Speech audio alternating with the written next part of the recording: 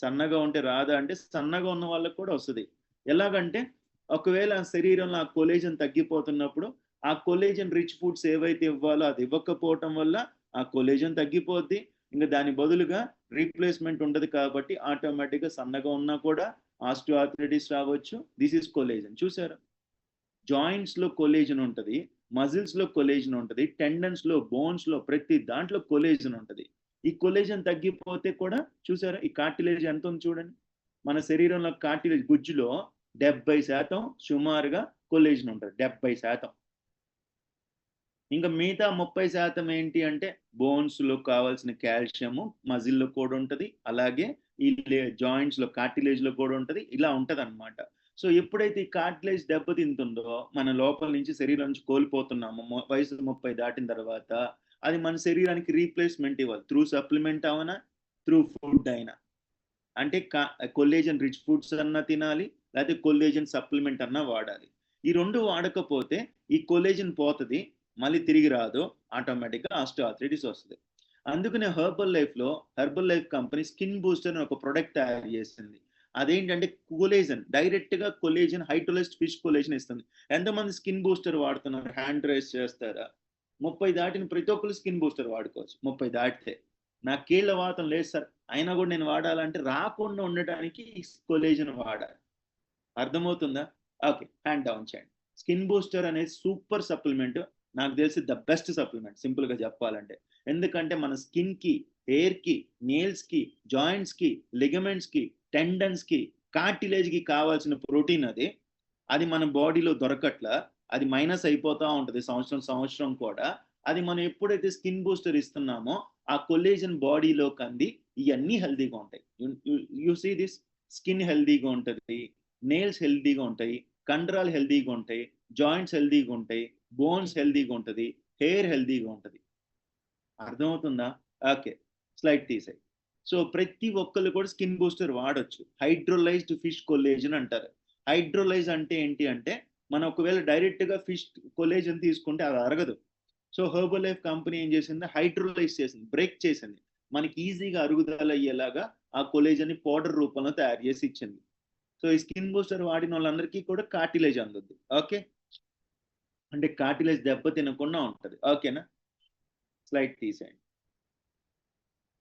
First type of arthritis main కారణాలు చెప్పారు. రెండో ఆర్థరైటిస్, ఇప్పుడు దాకా నేను చెప్పింది అర్థమవుతుందా?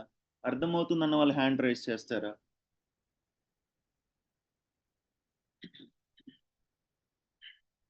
Okay, second type of arthritis, ఇది కామన్గా ఎక్కువ మందికి వచ్చే కామన్ ఆర్థరైటిస్. ఇది కూడా రొమాటైడ్ ఆర్థరైటిస్. రొమటాలజీ డాక్టర్లు ఉన్నారు తెలుసా మీకు? రొమటాలజిస్ట్ అంటారు, పెద్ద పెద్ద డాక్టర్లు, రొమటాలజీ డాక్టర్లు. వాళ్ళు ఆ రొమటైడ్ ఆర్థరైటిస్ ని డీల్ చేస్తారు. ఓకే, ఈ రొమటైడ్ ఆర్థరైటిస్ ఎందుకు వచ్చుద్ది అంటే because of inflammation. It's auto immune disorder అనమాట. అంటే మన రోగ నిరోధక వ్యవస్థ మన శరీరంలో ఉంటుంది, ఒక రక్షణ కవచం లాగా. మన లోపల ఒక డిఫెన్స్ సిస్టమ్ ఉంటుంది. ఐడియా ఉందా? మన భారతదేశానికి డిఫెన్స్ సిస్టమ్ ఎట్లా ఉంటుందో, మన భారతదేశానికి ఆర్మీ ఎట్లా ఉంటుందో, మన శరీరంలో కూడా ఒక ఆర్మీ ఉంటుంది. దాని పేరే ఇమ్యూనిటీ అంటారు, రోగ నిరోధక శక్తి అంటారు. సో అదేం చేస్తుంది అంటే ప్రతిరోజు మన శరీరంలో ఏవైతే టాక్సిన్స్ వస్తున్నాయో, బ్యాక్టీరియాలు వస్తున్నాయో, వైరస్లు వస్తున్నాయో, ఫంగస్లు వస్తున్నాయో, అవన్నిటిని కూడా ఈ రక్షణ వ్యవస్థ ఏం చేస్తుందంటే శరీరంలో తరిమి కొడతా ఉంటుంది. ఇప్పుడు ఈ రుమాటైడ్ ఆర్థరైటిస్ కారణం ఏంటంటే ఇది ఆటో ఇమ్యూన్ డిసీజ్. అంటే మన రోగ నిరోధక, అంటే మన ఆర్మీ మన మీదే దాడి చేస్తున్నట్టు సింపుల్గా చెప్పాలంటే. మన శరీరాన్ని కాపాడాల్సిన ఆర్మీ మన మీద దాడి చేస్తుంది. అంటే మన మీదే అటాక్ అయినప్పుడు ఇది ఆటో ఇమ్యూన్ డిజార్డర్ అంటారు. దీనివల్ల వచ్చేది రొమాటైడ్ ఆర్థరైటిస్. అర్థమవుతుందా? ఈ ఆటో ఇమ్యూన్ డిజార్డర్ ఎందుకు వచ్చుద్ది అంటే చాలా కారణాలు ఉంటాయి. వన్ ఆఫ్ ద రీజన్ ఏంటంటే మనిషికి మానసిక ఒత్తిడి పెరగటం వల్ల ఆటో ఇమ్యూన్ డిజీజ్ స్టార్ట్ అయింది. మానసిక ఒత్తిడి తెలుసా మీకు? ఈరోజు చాలా మందికి అతి పెద్ద సమస్య స్ట్రెస్ ని కెనాట్ కంట్రోల్ దట్ స్ట్రెస్. మానసిక ఒత్తిడి కంట్రోల్ చేసుకోలేకపోతున్నారు. ఈ మానసిక ఒత్తిడి ఎప్పుడైతే ఎక్కువ పడుతుందో మనిషికి ఎక్కువగా ఆలోచిస్తాం, ఎక్కువగా డిప్రెషన్ అవటం, ఎక్కువగా కృంగిపోవటం, ఎక్కువగా బాధపడటం, ఇలా ఎప్పుడైతే మనిషికి బాధ్యతలు పెరుగుతాయి, పిల్లలు పెరుగుతూ ఉంటారు, పిల్లల గురించి ఆలోచిస్తూ ఉంటారు, ఇల్లులు కట్టుకోవాలి, ఇలా ఇలా ఏమో ఆలోచనలు ఉంటాయి. వీళ్ళకి ఆటోమేటిక్గా స్ట్రెస్, మెంటల్ స్ట్రెస్ పెరుగుద్ది. రెండోది 40 దాటిన తర్వాత ఎంత కాదన్నా మనం ఏజ్ దాటిపోతున్నాం. 40s దాటాం కాబట్టి ఆ 30స్‌లో ఉన్న, 20స్‌లో ఉన్న బలం 40స్‌లో ఉండదు. 40స్‌లో, 30స్‌లో ఉన్న బలం ఉండదు. 40s దాటిన తర్వాత. రెండోది బాధ్యతలు పెరుగుతాయి. దీనివల్ల మనిషికి చాలా స్ట్రెస్ పెరుగుద్ది. ఈ స్ట్రెస్ పెరిగినప్పుడు మన రోగనిరోధక వ్యవస్థ మన మీద దాడి చేస్తే అప్పుడు రుమటైడ్ ఆర్థరైటిస్ వస్తది. ఇట్స్ ఆటో ఇమ్యూన్ డిజార్డర్ అంటారు. ఈ ఆటో ఇమ్యూన్ డిజార్డర్ వల్ల వచ్చేది ఏంటంటే లోపల ఈ కీళ్ళ దగ్గర ఇన్ఫ్లమేషన్ పెరుగుద్ది. ఇన్ఫ్లమేషన్ అంటే మంట రావటం, వాపు రావటం, ఎర్రపడటం, వేడెక్కటం, అలానే ఇన్ఫ్లమేషన్ వచ్చిన చోట స్టిఫ్నెస్ అంటే గట్టిగా పడిపోవటం, మూవ్‌మెంట్ కరెక్ట్‌గా లేకపోవటం, అంటే మోషన్ సరిగ్గా ఉండదు. ఇప్పుడు సపోజ్ ఇక్కడ ఎగ్జాంపుల్ చెప్తా. ఇది జాయింట్. ఈ మో చెయ్యి జాయింట్. ఈ జాయింట్‌కి మధ్యలో ఇన్ఫ్లమేషన్ వచ్చింది. చూసారా? ఈ జాయింట్‌కి మధ్యలో ఇన్ఫ్లమేషన్ వచ్చింది. ఇదంతా ఎర్రబడిపోద్ది. సో ఎప్పుడైతే ఇన్ఫ్లమేషన్ పెరిగిపోయిందో ఈ జాయింట్స్ మధ్యలో ఆటోమేటిక్‌గా రుమటైడ్ ఆర్థరైటిస్ వస్తాయి. అర్థమవుతుందా? సపోజ్ ఈ చేతుల దగ్గర ఇక్కడ చూడండి. చేతుల దగ్గర చేతులన్నీ ఇన్ఫ్లమేట్ అయిపోయినాయి. చూపించు, స్లైడ్ చూపించు. ఈ చేతులన్నీ కూడా చూసారా? రుమటైడ్ హెల్తీగా జాయింట్ ఇట్లా ఉంటది. రెడ్ ఉండదు. కార్టిలేజ్ చక్కగా ఉంటది. బావుంటది. బట్ ఎప్పుడైతే ఇన్ఫ్లమేషన్ పెరుగుతుందో ఇక్కడ ఈ జాయింట్‌కి మధ్యలో చూడండి ఎరుపెక్కింది. అంటే ఇన్ఫ్లమేట్ అయిపోయింది అక్కడ. ఇన్ఫ్లమేట్ అయినప్పుడు వాళ్ళకి రుమటైడ్ ఆర్థరైటిస్ వస్తది. ఆ పెయిన్ తట్టుకోలేరు, నరకంలాగా ఉంటది. అప్పుడు ఏం చేస్తారంటే రుమటాలజీ డాక్టర్ దగ్గరికెళ్ళినప్పుడు ఈ పెయిన్ కంట్రోల్ అవ్వడానికి స్టెరాయిడ్ మెడిసిన్స్ ఇస్తారు. స్టెరాయిడ్స్ ఇస్తారు. ఈ స్టెరాయిడ్స్ డ్రగ్ వాడటం వల్ల మళ్ళీ దానికి తగ్గ సైడ్ ఎఫెక్ట్స్ వస్తాయి. షుగర్ రావచ్చు, లేకపోతే కళ్ళు దెబ్బతినొచ్చు. ఇలా రకరకాల సైడ్ ఎఫెక్ట్స్ వస్తూ ఉంటాయి. ఓకే. సో, ఈ రుమటైడ్ ఆర్థరైటిస్‌కి రావడానికి కారణం ఇన్ఫ్లమేషన్. ఇన్ఫ్లమేషన్ బాడీలో పెరిగిపోవడానికి లాట్స్ ఆఫ్ రీజన్స్ ఉంటాయి. మేజర్ రీజన్ ఏంటంటే మానసిక ఒత్తిడి. అందుకనే ఏ వ్యక్తి కూడా మానసిక ఒత్తిడిని భరించలేరు. అందుకనే స్ట్రెస్ తగ్గడానికి చాలా టాపిక్స్ చెప్పాను. చాలా సార్లు టాపిక్ చెప్పాను. మీకు మానసిక ఒత్తిడి తగ్గకపోతే మీకైనా, నాకైనా నేను మనిషినే, మీరు మనుషులే. అందరం మనుషులే. మానసిక ఒత్తిడి గనక కంట్రోల్ చేసుకోలేకపోతే శరీరం నాశనం అయిపోద్ది. ఏ జబ్బైనా రావచ్చు. అది రుమటైడ్ ఆర్థరైటిస్ రావచ్చు, హార్ట్ అటాక్ రావచ్చు, బీపీ పెరగొచ్చు, పారాలిసిస్ రావచ్చు, వాటెవర్. కాబట్టి స్ట్రెస్‌ని కంట్రోల్ చేసుకోగలగాలి. అర్థమవుతుందా క్లియర్‌గా? అర్థమవుతుందా? సో, రుమటైడ్ ఆర్థరైటిస్ రావడానికి కారణం it's auto immune disorder. It is because of inflammation. Okay. మీకు ఒకవేళ స్ట్రెస్ బాగా ఉంటే కనుక నేను ఒక ప్రొడక్ట్ రికమెండ్ చేస్తా హెర్బల్ లైఫ్‌లో. నైట్ వర్క్స్ తాగండి. తాగుతున్నారు నైట్ వర్క్స్? కొంచెం కాస్ట్‌లీ ప్రొడక్టే బట్ వర్త్ ఇట్. అంటే అది తాగితే స్ట్రెస్ తగ్గుద్దా అంటే ఆ ముందు లోపల నైట్రిక్ ఆక్సైడ్ ప్రొడ్యూస్ అయినప్పుడు రక్త సరఫరా, ఆక్సిజన్ సరఫరా దెబ్బ తినకుండా ఉంటది. లేదంటే ఆ స్ట్రెస్ వల్ల రాత్రి హార్ట్ అటాక్‌లు రావటం ఇట్లాంటివన్నీ జరిగే అవకాశాలుంటాయి. అర్థమవుతుందా క్లియర్‌గా? ఎంతమంది నైట్రిక్ ఆక్సైడ్ నైట్ వర్క్స్ తాగుతున్నారు? హ్యాండ్ రైజ్ చేస్తారా? చాలా మంచిది. అంటే ఇది తాగితే స్ట్రెస్ ఫీల్ అయితే కూడా ఏమవుదా అంటే కాదు. స్ట్రెస్ రిలీఫ్ అవ్వడానికి టిప్స్ అంతా ఫాలో అవ్వండి. దాంతో పాటు ఒకవేళ హెవీగా స్ట్రెస్ ఫీల్ అవుతుంటే కనుక స్టార్ట్ యూజింగ్ నైట్ వర్క్స్. మంచిది. ఓకే. మూడోది హ్యాండ్ డౌన్ చేయండి. థర్డ్ టైప్ ఆఫ్ ఆర్థరైటిస్ ఈరోజు చాలా మందికి వస్తున్న థర్డ్ టైప్ ఆఫ్ ఆర్థరైటిస్ ఏంటంటే యూరిక్ యాసిడ్ పెరిగిపోవటం వల్ల గౌట్ అనే సమస్య. గౌట్. ఇది కూడా ఒక రకమైన ఆర్థరైటిసే. యూరిక్ యాసిడ్ లెవెల్స్ పెరిగిపోవటం వల్ల. యూరిక్ యాసిడ్ ఎందుకు పెరుగుద్ది? ఒకటి స్ట్రెస్ వల్ల. 2 అతి ముఖ్యమైన కారణం షుగర్ ఎక్కువ తినే వాళ్ళకి కూడా యూరిక్ యాసిడ్ పెరుగుద్ది. నాన్ వెజ్ ఎక్కువ తినే వాళ్ళకి కూడా యూరిక్ యాసిడ్ పెరుగుద్ది. అంటే స్వీట్స్ ఎక్కువ తినే వాళ్ళకి కూడా యూరిక్ యాసిడ్ పెరుగుద్ది. కొంతమంది నా దగ్గరికి వస్తారు. సార్ నేను నాన్ వెజ్జే తినను సార్. I'm vegetarian. నాకెందుకు యూరిక్ యాసిడ్ పెరిగిందంటారు. యూరిక్ యాసిడ్ పెరగడానికి కారణం కేవలం నాన్ వెజ్ తింటేనే కాదు. షుగర్ ఎక్కువ తిన్నా కూడా. సుఖీబావుకి వచ్చిన తర్వాత నాన్ వెజ్ కంట్రోల్ చేసామన్న వాళ్ళు హ్యాండ్ రైజ్ చేస్తారు. తగ్గించాం సార్. ఎస్పెషల్‌గా రెడ్ మీట్ అంటే మటను ఇట్లాంటివి తినటం ఇంకా డేంజర్. ఓకే. సో, మటన్ తింటే కూడా చాలా ఎక్కువ ఉంటది. యూరిక్ యాసిడ్ లెవెల్స్ పెరిగే ఛాన్సెస్. సుఖీబావుకి వచ్చిన తర్వాత నేను స్వీట్స్ కంట్రోల్ చేశా అన్న వాళ్ళు చేతుతారా? సి ఈ యూరిక్ యాసిడ్ ఎక్కడ పెరుగుద్దో తెలుసా? ఈ యూరిక్ యాసిడ్ అనేది క్రిస్టల్స్ అన్నమాట. క్రిస్టల్స్ అంటే పెంకులు సింపుల్ గా చెప్పాలంటే. ఈ క్రిస్టల్స్ లాగా జాయింట్ కి మధ్యలో ఉంటది, ఏర్పడుతుంది. ఇప్పుడు ఎప్పుడైతే యూరిక్ యాసిడ్ బాగా పెరుగుద్దో అప్పుడు గౌట్ ఆర్థరైటిస్ వస్తుంది. చూసారా? ఇక్కడ యూరిక్ యాసిడ్ ఇది చూసారా? ఈ స్వెల్లింగ్ అయిపోద్ది ఇక్కడంతా, ఆ పార్ట్ అంతా కూడా. కాళ్ళు ఇది ఎక్కడ వస్తుంది సార్ అంటే వేళ్ల మధ్యలో, వేళ్ల జాయింట్స్ మధ్యలో, కాళ్ళ పాదాల దగ్గర, వేళ్ల దగ్గర జాయింట్స్ కి మధ్యలో ఇక్కడ ఎక్కువ వస్తుంది అన్నమాట. సో ఇప్పుడు నార్మల్ గా జాయింట్ ఇలా ఉండాలి. చూసారు కదా ఇక్కడ నార్మల్ గా జాయింట్. బట్ ఎప్పుడైతే యూరిక్ యాసిడ్ పెరిగిపోయింది, ఆ క్రిస్టల్స్ ఏవైతే ఉన్నాయో, ఆ పెంకుల్ లాంటి పదార్థాలు ఏవైతే ఉన్నాయో ఈ జాయింటింగ్ మధ్యలో నిలబడిపోతాయి. ఇంకా అక్కడంతా పార్ట్ అంతా ఎర్రగా అయిపోద్ది, నొప్పి వచ్చేస్తుంది, వాపు వచ్చేస్తుంది, వేడి వచ్చేస్తుంది. ఇంకా పార్ట్ కదలిక చాలా కష్టం అయిపోతుంది. మోషన్ సరిగ్గా ఉండదు, మూమెంట్ కరెక్ట్గా ఉండదు. దీనివల్ల చాలా ఇబ్బందులు వస్తాయి అన్నమాట ఈ గౌట్ ఆర్థరైటిస్ అనేది. సో ఈ గౌట్ ఆర్థరైటిస్ రాకుండా ఉండాలంటే యూరిక్ యాసిడ్ లెవెల్స్ క్రిస్టల్స్ పెరగకుండా ఉండాలి. ఈ క్రిస్టల్స్ పెరగకుండా ఉండడానికి చాలా పనులు చేయాలి మనం. మేజర్ పనులు చేయాల్సింది ఏంటంటే నాన్ వెజ్ని కంట్రోల్ చేయాలి. అసలు ఎవరికైనా యూరిక్ యాసిడ్ పెరిగితే కనుక నాన్ వెజ్ ఆపండి కొన్నాళ్ళు. ఎగ్ కూడా తినొద్దు. ఒకవేళ మాకు యూరిక్ యాసిడ్ పెరిగింది సార్ అంటే కనుక ఈ వేడి చేసే ఆహార పదార్థాలు కూడా తినకూడదు. అర్థమవుతుందా క్లియర్గా? అర్థమవుతుందా? Next 4 arthritis. ఇది చాలా మందికి వస్తున్న ఆర్థరైటిస్. దాని పేరు ఏమంటారంటే స్పాండిలైటిస్ అంటారు. స్పాండిలైటిస్. ఈ స్పాండిలైటిస్ అనేది కూడా ఈ ఇట్స్ లైక్ అది కూడా ఒక రకమైన ఆటో ఇమ్యూన్ డిజార్డరే. ఇప్పుడు అది ఎక్కడ వచ్చుద్ది అంటే ఎస్పెషల్గా స్పైనల్ కార్డ్ దగ్గర స్పాండిలైటిస్ రావటం, మెడ నరాల దగ్గర, అక్కడ స్పాండిలైటిస్ వస్తుంది. ఈ స్పాండిలైటిస్ ఆర్థరైటిస్ వచ్చినప్పుడు చాలా మంది నాకు చెప్తారు, కొంతమందికి ఇక్కడ స్పాండిలైటిస్ వస్తే నెక్ బ్యాండ్ వేసుకుంటారు. చూసారా?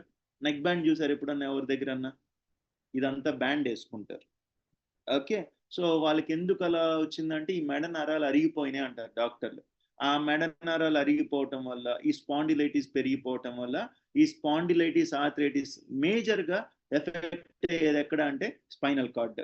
ఎస్పెషల్గా స్పాండిలైటిస్ ఎక్కువ ఉన్నప్పుడు స్పైనల్ కార్డ్ ఎఫెక్ట్ అయ్యే అవకాశాలు ఉన్నాయి.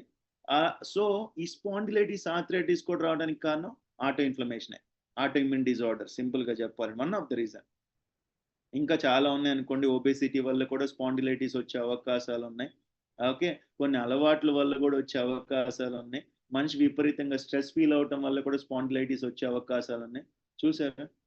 స్పైనల్ కార్డ్ అంతా కూడా దెబ్బతింటది స్పాండిలైటిస్ వచ్చినప్పుడు. అప్పుడు స్పైనల్ కార్డ్ దెబ్బతింటే మనిషి ఫ్రేమ్ అంతా దెబ్బతింటది సింపుల్గా చెప్పండి. ఆ మనిషి స్ట్రక్చర్ దెబ్బతింటది అండ్ పెయిన్ ఎక్కువ వస్తుంది. చూసారు? హెల్దీ స్పైనల్ కార్డ్ ఇలా ఉంటుంది చక్కగా ఉంటే. పెల్విస్ దగ్గర కూడా స్పాండిలైటిస్ వస్తుంది. ఓకే. సో ఎప్పుడైతే ఈ స్పాండిలైటిస్ ఇక్కడ ఈ పార్ట్లో కూడా స్పాండిలైటిస్ వచ్చే అవకాశాలు ఉన్నాయి.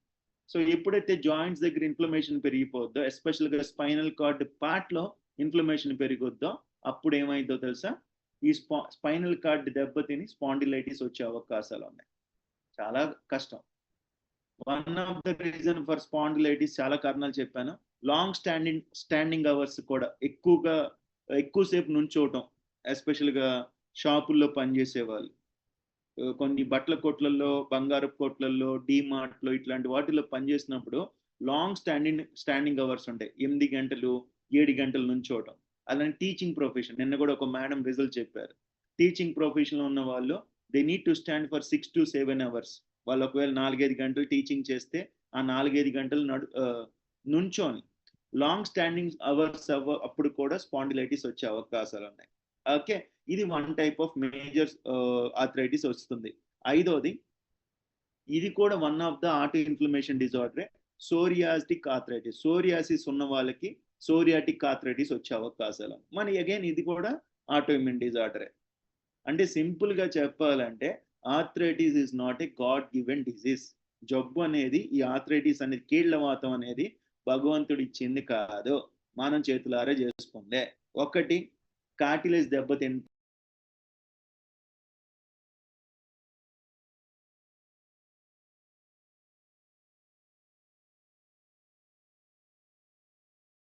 నాలుగు, ఆ కార్టిలేజ్ దెబ్బతినకుండా ఉండడానికి కావాల్సిన ఫుడ్ మనం అందింకపోవటం వల్ల వచ్చేస్తుంది.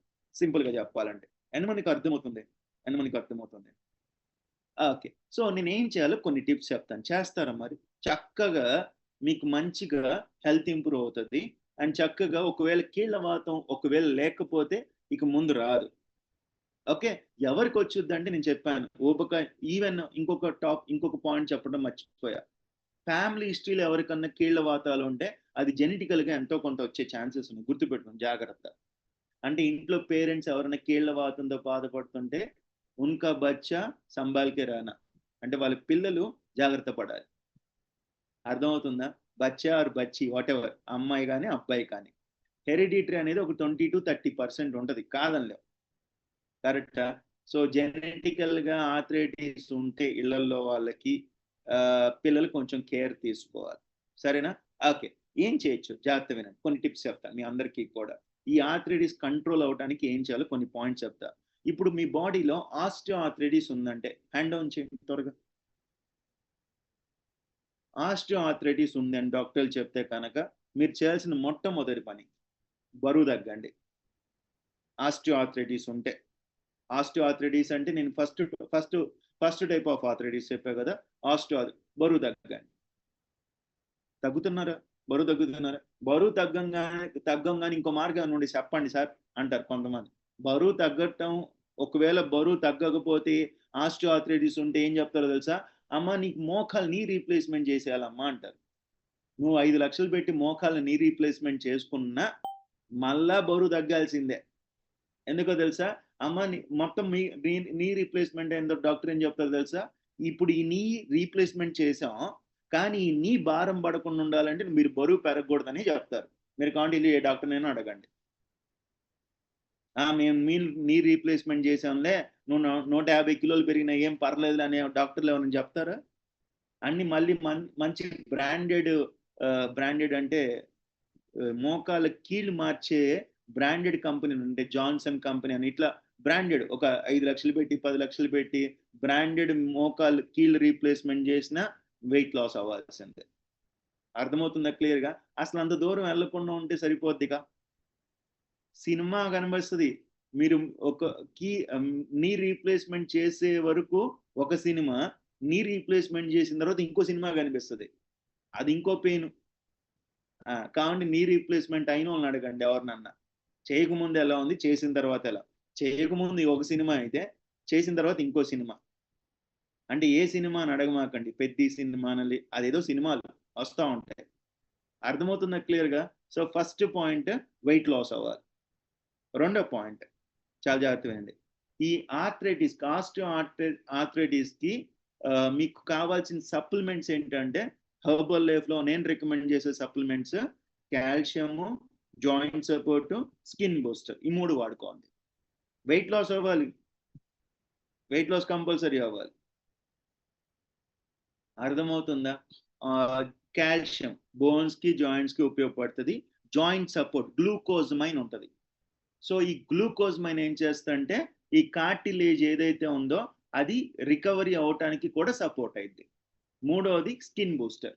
ఈ 3 కాంబినేషన్‌తో కనుక వాడితే ఆస్టియో ఆర్థరైటిస్ మీకు కొంతవరకు కంట్రోల్ అయ్యే అవకాశాలున్నాయి. నేనేం డాక్టర్‌ని గాదు. గ్యారంటీ‌కి తగ్గిపోద్దని నేనేం చెప్పట్ల. అది సప్లిమెంట్స్ అన్నీ కూడా. అర్థమవుతుందా? నేను రికమెండ్ చేసే ఏ ప్రొడక్ట్ అని it's a supplement. It's not medicine. Even డాక్టర్‌లే మెడిసిన్స్‌కి గ్యారంటీ ఇవ్వట్లేదు. నేనెలా ఇవ్వగలను చెప్పండి? సో, మీకు విపరీతంగా పెయిన్ ఉందా? మీన్‌వైల్ డాక్టర్లు ఇచ్చిన మందులు ఏవైతే ఉన్నాయో పెయిన్ కిల్లర్‌లు వాటెవర్ ఏదిస్తే అది వాడుకోండి. దాంతో పాటు ఈ 3 సప్లిమెంట్లు వాడుకోండి. నాలుగోది జాగ్రత్తగా వినండి. ఈ ఆస్టియోఆర్థరైటిస్ ఉన్న వాళ్ళకి ప్రోటీన్ ఎక్కువ పెంచండి. ప్రోటీన్ ఫుడ్ బాగా తినండి. పన్నీర్ తినండి, ఎగ్ వైట్స్ తినండి, పప్పు ధాన్యాలు తినండి. దాంతో పాటు ఈ ప్రోటీన్ పౌడర్ కూరల్లో, చపాతీ పిండిలో, దోస పిండిలో కలిపేసుకొని ఫుల్ ప్రోటీన్ తినండి. కండ పెరుగుద్ది.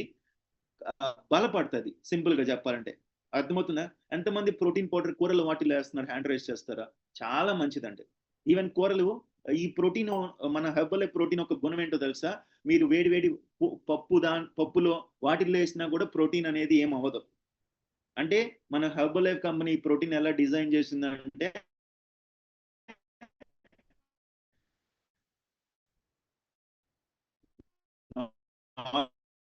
Normal environment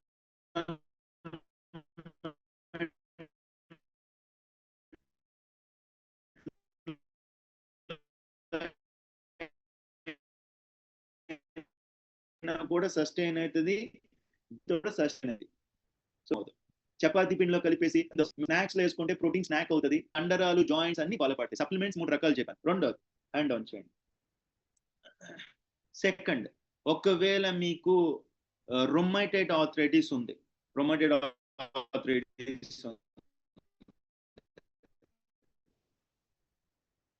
start using omega-3, చాలా మంచానికి బాగా సపోర్ట్ అయింది. రెండోది, నా వాయిస్ వినబడుతుందా వెంకటేశ్వర్? వినబడుతుందా నా వాయిస్? వినిపిస్తుంది బాగానే. ఓకే. రెండోది ఏంటంటే మనం వాడాల్సింది ఇన్ఫ్లమేషన్ కంట్రోల్ అవడానికి ఫార్ములా 2 మల్టీవిటమిన్. రొమాటైడ్ ఆర్థరైటిస్ ఉన్న వాళ్ళకి అంటే జాయింట్ సపోర్ట్ కాల్షియం వద్దా అంటే అవి కూడా వాడుకోవాలి. బట్ ఈ ముందు ఇన్ఫ్లమేషన్ కంట్రోల్ అవ్వాలి కాబట్టి ఫార్ములా 2, omega-3 అండ్ ప్రోబయాటిక్స్, ఈ 3 వాడుకుంటే కనుక ముందు ఇన్ఫ్లమేషన్ కంట్రోల్ అయితే త్వరగా లోపల ఉన్న ఇన్ఫ్లమేషన్ ఏదైతే ఉందో అది తొందరగా కంట్రోల్ అయితే. వాడుతున్నారు ఎవరన్నా? omega-3 వాడుతున్నాం అన్న వాళ్ళు చేతుతారా? omega-3 probiotics F2 for rheumatoid arthritis. అంటే ఇవన్నీ మళ్ళీ సప్లిమెంట్సే. అంటే ఈ వాడితే రొమాటైడ్ ఆర్థరైటిస్ తగ్గిపోద్దా? నేను చెప్పట్లా, జాగ్రత్తగా వినండి నేను ఏం చెప్తున్నాను. అవి సప్లిమెంట్స్, అది ఇన్ఫ్లమేషన్ మీద ఫైట్ చేస్తాయి. అర్థమవుతుందా క్లియర్గా? మూడవది జాగ్రత్తగా హ్యాండ్ డౌన్ చేయండి. యూరిక్ యాసిడ్ క్రిస్టల్స్ పెరిగితే కనుక, ఎవరికన్నా యూరిక్ యాసిడ్ క్రిస్టల్స్ పెరిగినాయి అంటే వాళ్ళు కూడా వాడాల్సింది సేమే, omega-3 వాడుకోండి, ప్రోబయాటిక్, ఎల్లో కాన్సన్ట్రేట్ కూడా వాడుకోండి ఫార్ములా 2తో పాటు. అంటే యూరిక్ యాసిడ్ క్రిస్టల్స్ అనేది ఆ క్రిస్టల్స్ బయటికి వెళ్ళిపోవాలి. ఎంతమంది వాడుతున్నారు yellow concentrate? Yellow concentrate, probiotic, omega-3, F2, ఈ 4 వాడుకోండి. యూరిక్ యాసిడ్ అంటే ఈ వాడుకొని నాన్ వెజ్ తినొచ్చా అంటే అలా కాదు. నాన్ వెజ్ కంట్రోల్ చేయాలి, గుడ్లు కంట్రోల్ చేయాలి, ఎగ్ కూడా తినకూడదు యూరిక్ యాసిడ్ లెవెల్స్ ఉన్న వాళ్ళకి. దాంతోపాటు ఈ వాడితే ఇట్ విల్ వాష్ అవుట్, చక్కగా ముందు లోపల నుంచి శరీరంలో నుంచి ఆ యూరిక్ యాసిడ్ క్రిస్టల్స్ బయటికి వెళ్ళడానికి అవకాశం ఉంటుంది. మళ్ళీ అగైన్ నేను చెప్తున్నాను, ఒకవేళ డాక్టర్ ఏదన్నా మందులు ఇస్తే అవి వాడుకోండి. ఈ వాడుకున్నంత మాత్రాన్ని కంట్రోల్ అయిపోద్ది కానీ తగ్గిపోద్ది గ్యారంటీ నేను చెప్పట్లే ఎవరికి కూడా. Okay okay. కామన్గా ఒకవేళ మీ బడ్జెట్ ప్రాబ్లం లేకపోతే స్లైడ్ చూపించు. ఒకవేళ మీ బడ్జెట్ ప్రాబ్లం లేకపోతే నాకు ఇబ్బంది లేదు సార్, వాడుకుంటాను సార్, నాకు హెల్త్ ఉండటం ఇంపార్టెంట్ అంటే కనుక ఈ మొత్తం వాడుకుంటే చాలా బాగుంటుంది. ఏ రకమైన ఆర్థరైటిస్ కైనా బెస్ట్ సూటబుల్. బట్ నేను ఎట్లానే ఇది ఏ రకమైన ఆర్థరైటిస్ కైనా బెస్ట్ సూటబుల్. బట్ స్పెసిఫిక్ గా చెప్పండి అంటే కనుక నేను చెప్పా కదా, ఆర్థరైటిస్ కి కావాల్సింది joint support, calcium and skin booster. Rheumatoid arthritis కావాల్సింది ఏంటంటే omega-3, F2, probiotic. Okay. So skin booster, calcium, joint support కూడా వాడుకోవచ్చు, depend on your budget. So గౌట్కి యూరిక్ యాసిడ్ లెవెల్స్ పెరిగిన వాళ్ళకి కావాల్సింది ఏంటంటే yellow concentrate, probiotic, F2, omega-3 చాలా బాగా పనిచేస్తాయి. యూరిక్ యాసిడ్ లెవెల్స్ అంతా కూడా కంట్రోల్ అవడానికి బాగా సపోర్ట్ అవుతుంది. ఓకేనా? అర్థమవుతుందా క్లియర్గా? అండ్ ఇంకోటి ఇంకేం చెప్పాను నేను, సోరియాసిస్ ఆర్థరైటిస్, అగైన్ అది కూడా ఇన్ఫ్లమేషన్ వల్ల కాబట్టి వాటికి కూడా కావాల్సింది ఇదే, omega-3 సూపర్ బాగా చేస్తుంది. సూపర్ అంటే super omega-3 and multivitamin, yellow concentrate, probiotic. And spondylitis, ఈ స్పాండిలైటిస్ కూడా రావడానికి కూడా ఇది కూడా ఒక ఆర్థరైటిసే. అగైన్ ఇది కూడా ఇన్ఫ్లమేషన్ వల్లే కాబట్టి వెయిట్ లాస్ అవటం, దాంతోపాటు ఈ సప్లిమెంట్స్ అంటే omega-3, F2, yellow concentrate, probiotic and joint support, calcium, skin booster depending on your budget. ఓకేనా? ఓకే, స్లైడ్ తీసే. ఓకే. సో అర్థమవుతుందా మీకు అందరికీ కూడా? ఏ పర్సన్ అయినా సరే, ఏ ఇన్ఫ్లమేషన్ అయినా సరే, లేకపోతే ఏ ఆటో ఇమ్యూన్ డిజార్డర్ అయినా సరే, జస్ట్ కొన్ని సప్లిమెంట్స్ వాడుకుంటూ చిన్న చిన్న లైఫ్ స్టైల్ మోడిఫికేషన్ చేసుకుంటే సెట్ అయిపోద్ది. ఓకే. మూడోది చాలా జాగ్రత్త వినండి. నా వాయిస్ ఓకేనా? థర్డ్ పాయింట్, ఎవరికైతే ఆర్థరైటిస్, వాయిస్ వినబడుతుందా సార్? బెనర్జీ గారు వినబడుతుందా? Okay, thank you so much. మూడో పాయింట్ జాగ్రత్త వినండి. ఎవరైనా సరే ఏ ఆర్థరైటిస్తో బాధపడుతున్నా మోడరేట్ అమౌంట్ ఆఫ్ ఎక్సర్సైజ్ చేయండి. అంటే కొంతమంది కీళ్ళ వాతాలు వస్తే ఇంకా నడవరు, అసలు అట్లా కుదరదు. చేయగలిగినంతసేపు చేయండి ఎక్సర్సైజ్, మోడరేట్ ఎక్సర్సైజ్ అంటారు. హెవీ ఎక్సర్సైజ్ చేయొద్దు. అంటే ఒకేసారి 10,000 అడుగులు ఏమంటారా సార్? అట్లా నేను చెప్పట్లా. మోడరేట్ అంటే ఒక 10 నిమిషాలు చేయగలరా, నడవండి. కాసేపు కూర్చోండి, ఒక గంట, మళ్ళీ ఒక 10 నిమిషాలు చేయగలరా, అలా చేయండి. మోడరేట్ అమౌంట్ ఆఫ్ ఎక్సర్సైజ్ అయితే చేయండి, చేయగలిగినంత ఎక్సర్సైజ్ అయితే చేయండి. అర్థమవుతుందా? అసలు నడవలేవా, చేతులన్నా కదిలించండి కనీసం, ఏదో ఒకటి ఎక్సర్సైజ్ అయితే కావాలి. ఎంతమంది రోజు ఎక్సర్సైజ్ చేస్తున్నారు, హ్యాండ్ రైస్ చేస్తున్నారా, వాకింగ్ కానీ ఎక్సర్సైజ్ కానీ ఏదో ఒకటి రోజు చేస్తున్న వాళ్ళు చేయొద్దండి. మోడరేట్ అయినా సరే, ఒకవేళ ఏ జబ్బు లేదు, ఏ ప్రాబ్లం లేదు, ఎరగదీయొచ్చు. ఫుల్ ర్యాపిడ్ ఎక్సర్సైజ్ కూడా చేయొచ్చు. Okay, moderate amount of exercise is recommended. కీళ్ళవాతం ఉన్నా కూడా, స్పాండిలైటిస్ ఉన్నా కూడా చేయగలిగినంత ఎక్సర్సైజ్ చేయాలి. మూమెంట్ ఉండాలి, మూమెంట్ లేకపోతే జాగ్రత్త, మోషన్ దెబ్బతింటదంటే ఇంకా అరుగుదల అయిపోయి ఇంకా అసలు నడవలేరు కూడా, వీల్ చైర్ అయిపోద్ది, జాగ్రత్త. ఓకే, నాలుగోది మీరు చేయాల్సిన 4th thing, you need to minimize your stress. Stress zero చేయమని నేను చెప్పను, ఎవరి వల్ల కాదు, మినిమైజ్ చేసుకోవాలి. ఎలాగా, చాలా టిప్స్ చెప్పాను నేను. సుఖీబాబుకి వచ్చి ప్రతిరోజు టాపిక్ వింటే ఆ స్ట్రెస్ని ఎలా మినిమైజ్ చేసుకోవాలో కూడా మీకు అర్థమైంది. మినిమైజ్ చేసుకోండి. లాస్ట్ పాయింట్, 5వది, ఎవరికైతే ఆర్థరైటిస్ ఉందో దయచేసి నూనె పదార్థాలు, మసాలాలు, వేపుళ్ళు, స్వీట్లు కొన్నాళ్ళు బంద్ చేయండి. అది ఇంకా ఇన్ఫ్లమేషన్ పెంచేస్తుంది. అర్థమవుతుందా? నూనె పదార్థాలు తింటున్నారు, పెయిన్ కిల్లర్లు వేస్తున్నారు, నాన్ వెజ్ తింటున్నారు, పెయిన్ కిల్లర్లు వేస్తున్నారు. ఎలాగిలాగా ఎలా కంట్రోల్ అయింది? ఓ పక్కన నువ్వు పెయిన్ కిల్లర్ వేస్తున్నావు, ఆ కాసేపు మొద్దు బారిపోలే చేస్తుంది. ఇంకో పక్క నూనె పదార్థాలు తింటావు, రేపొద్దున ఆ పెయిన్ కిల్లర్ ప్రభావం అయిపోగానే ఇంకా ర్యాపిడ్గా పెరిగిపోద్ది. సో కాబట్టి మనకి ఇన్ఫ్లమేషన్ కంట్రోల్ అవ్వాలంటే టేక్ కేర్. ఆయిల్ ఫుడ్ తినమాకండి, నాన్ వెజ్ విపరీతంగా తినమాకండి, స్వీట్స్ వేపుల జోలికి వెళ్ళమాకండి. మంచిగా కూర తినండి చక్కగా. ఎంత ఈగురు కూర తింటారో అంత తినండి, ఎంత పప్పు కూర తింటారో అంత తినండి, ఎంత పులుసు కూరలు తింటారో అంత కూరలు తినండి. ఆయిల్ ఫుడ్ తినమాకండి, స్వీట్స్ తినమాకండి, ఐస్ క్రీమ్స్ తినమాకండి, కూల్ డ్రింక్స్ తాగమాకండి. రేపొద్దున ఇన్ఫ్లమేషన్ కంట్రోల్ అయిపోయింది అనుకో, జీవితకాలం తినొచ్చు. కొన్నాళ్ళు ఏం కర్మ, జీవితకాలం తినొచ్చు. కొన్నాళ్ళు ఆపేసేద్దాం, చేద్దాం మరి. ఓకే, ఈ టిప్స్ అన్ని ఫాలో అవుతే ఖచ్చితంగా నేను చెప్తున్నాను, ఈ ఆర్థరైటిస్ రాకుండా ఉంటే, ఒకవేళ వచ్చినా మన టైం బాగోక వచ్చినా అదుపులో ఉంటాయి. చేస్తారా? ఈ టిప్స్ అన్ని ఫాలో అవ్వండి. స్పెసిఫిక్గా నేను ఏ ప్రోడక్ట్, ఏ సప్లిమెంట్ ఏ ఆర్థరైటిస్ ఉపయోగపడుతుందో నేను చెప్పాను. మీరు రాసుకుంటే ఓకే, ఒకవేళ రాసుకోకపోయినా మా కోచెస్ అడిగితే వాళ్ళకి గుర్తుంటే వాళ్ళు రికమెండ్ చేస్తారు. గుర్తుందా మీ అందరికీ కూడా ఏ సప్లిమెంట్స్ కావాలో? ఓకే, ఆస్టియో ఆర్థరైటిస్కి ఏం కావాలో చెప్పాను, స్పాండిలైటిస్కి ఏం కావాలో చెప్పాను, సోరియాటిక్ ఆర్థరైటిస్కి ఏం కావాలో చెప్పాను, యూరిక్ యాసిడ్కి చెప్పాను, రొమాటైడ్ ఆర్థరైటిస్కి ఏ సప్లిమెంట్స్ అవసరం అని. If your budget is okay sir, నాకు దేవుడితో వల్ల నాకు డబ్బులతో ఇబ్బంది లేదు సార్, నాకు ఆరోగ్యం కావాలంటే అన్నీ వాడుకోండి, చాలా మంచిది. What ever I'm saying I'm using. ఇప్పుడు నేను రాజమండ్రిలో ఉన్నాను, నా క్లబ్, ఇప్పుడు నా ప్రొడక్ట్స్ ఒకసారి కనిపిస్తుందేమో చూద్దాం, కనిపిస్తుందా? నా ప్రొడక్ట్స్ అన్నీ కూడా కొంచెం ముందుకు తీసుకెళ్తా. ఈ ప్రొడక్ట్స్ అన్ని కూడా వాడుతున్నాం. యాక్చువల్గా అన్ని ప్రొడక్ట్స్ వాడుకోవచ్చు, ఇబ్బంది ఏం లేదు. కనిపించిన ప్రొడక్ట్స్ అన్ని కూడా. సో కెదర్ బీ జావో మార్నింగ్ బ్రేక్ఫాస్ట్ షేక్ ఇవ్వగా, ఎక్కడికైనా వెళ్ళండి, మార్నింగ్ బ్రేక్ఫాస్ట్ షేక్తోనే స్టార్ట్ చేస్తాం. సో నేను ఇక్కడికి రాజమండ్రి వచ్చాను గెస్ట్ స్పీకర్గా.